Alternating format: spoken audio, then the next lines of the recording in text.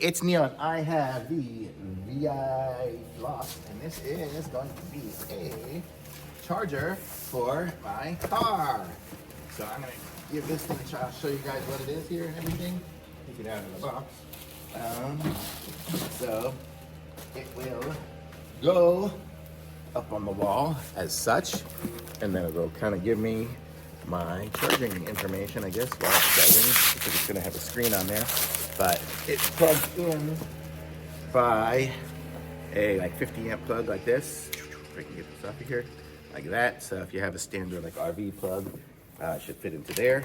And then it's got the other end, which will end up being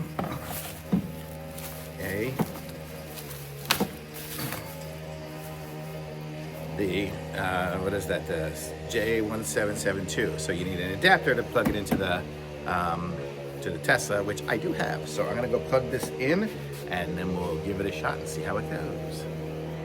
Okay, so I have it plugged in here. I'm gonna take it off of my tripod. But you can see it's charging here.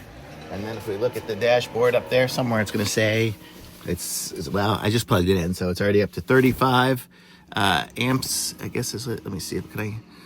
I can't zoom, but okay, there you can see. Oh, there we go, we're up to 40.